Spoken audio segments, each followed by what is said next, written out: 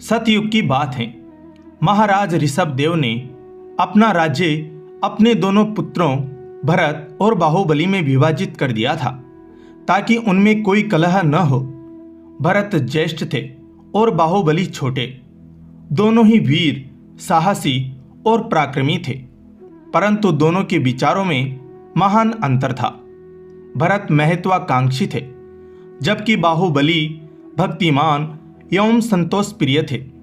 भरत के मन में चक्रवर्ती सम्राट बनने की इच्छा थी।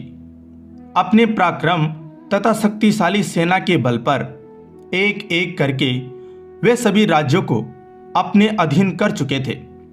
दिग्विजय बनने के लिए अब केवल एक राज्य शेष रह गया था जिस पर उन्हें विजय प्राप्त करनी थी, और वह था उनके छोटे भ्राता बाहुबली का राज्य।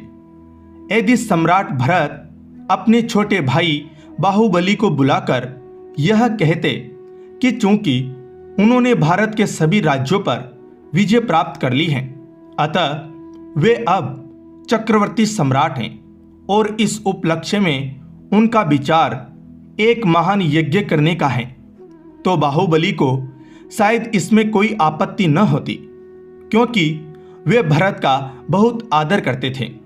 परंतु हुआ यह कि विजय मद में आकर भरत ने दूत द्वारा बाहुबली को संदेश भिजवा दिया कि या तो मेरी अधीनता स्वीकार कर लो अथवा युद्ध के लिए तैयार हो जाओ।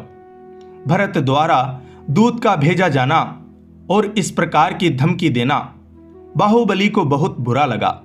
फिर भी उसने अपने को संयत कर दूत द्वारा वापस संदेश भिजवाया, यह राज्य मुझे अपने पिता महाराज ऋषभ देव से प्राप्त हुआ है।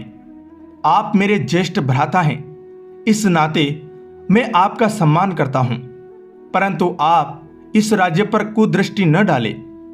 सम्राट भरत के मन में तो चक्रवर्ती बनने की महत्वाकांक्षा थी और साथ ही गर्व था इस बात का कि संपूर्ण भारत को वे अपने अधीन कर चुके हैं।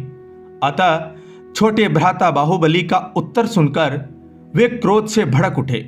उन्होंने बाहुबली के विरुद्ध युद्ध की घोषणा कर दी। फलस्वरूप दोनों ओर की सेनाएं आमने सामने हो गई। दोनों भाइयों को युद्ध के लिए तत्पर देखकर भरत का एक वयोवृद्ध मंत्री चिंतित हो उठा और इस संघर्ष को टालने की युक्ति सोचने लगा। अंततः उसे एक युक्ति सूझ ही गई। उसने अन्य मंत्रियों के साथ विचार विमर्श किया, फिर उन सबके साथ युद्ध भूमि में जा पहुंचा और भरत तथा बाहुबली से बोले, युद्ध करके व्यर्थ ही सहस्त्रों मनुष्यों का रक्त बहाने से आपको क्या लाभ होगा? क्यों नहीं आप दोनों भाई परस्पर युद्ध करके जय पराजय का निर्णय कर लेते? भरत और बाहुबली दोनों को यह बात पसंद आई, अतएव दोनों मल्ल युद्ध के लिए अखाड़े में उतरे। चूंकि दोनों ही वीर एवं पराक्रमी थे, अतः बड़ी देर तक दोनों एक दूसरे से जूझते रहे, परंतु सने सने भरत के पैर उखड़ने लगे। बाहुबली की बाहें बड़ी विशाल और शक्तिशाली थी, इसी कारण उसका नाम बाहुबली प्रसिद्ध हुआ था। भरत ने जब अपनी हार निकट देखी तो आक्रोश में आकर बाहुबली पर चक्र रत्न नामक अमोघ अस्त्र का प्रयोग किया। यह अस्त्र उन्हें अपने पिता महाराज ऋषभ देव से प्राप्त हुआ था, परंतु वह अस्त्र अपने कुटुंबियों पर प्रभावकारी नहीं होता था। भरत क्रोध में यह बात पूरी तरह भूल गए थे, परंतु उन्हें तुरंत अपनी भूल का पता लग गया, क्योंकि चक्र रत्न बाहुबली के निकट पहुंचकर वापस लौट आया। भरत द्वारा अमोघ अस्त्र का प्रयोग करने पर बाहुबली क्षुब्ध हो उठे। उन्होंने अपनी शक्तिशाली भुजाओं द्वारा भरत को अपने सिर से भी ऊपर उठा लिया। वे अपनी पूरी शक्ति से भरत को पृथ्वी पर फेंकने ही वाले थे कि उनका विवेक जाग उठा। उन्होंने धीरे धीरे अपने ज्येष्ठ भ्राता को पृथ्वी पर खड़ा किया और बोले, धिक्कार है पृथ्वी के इस छोटे से टुकड़े पर, जिसके लिए आप अपने छोटे भाई को और मैं अपने ज्येष्ठ भ्राता को मारने को उद्यत हो गया। क्या यह पृथ्वी, यह राज्य अधिकार, यह धन वैभव परलोक में हमारे साथ जाएगा? संभालिए यह राज्य। मुझे ऐसा राज्य वैभव नहीं चाहिए जिसके लोभ में अंधा होकर मनुष्य अपना विवेक विचार सब खो बैठता है और कुछ भी करने को तत्पर हो जाता है।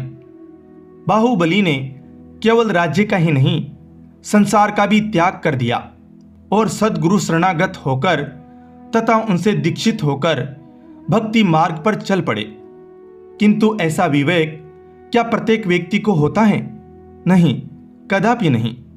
ऐसा विवेक तो प्रभु की असीम कृपा से और पुरबले शुभ संस्कारों के फलस्वरूप किसी बिरले सौभाग्यशाली मनुष्य को ही होता है।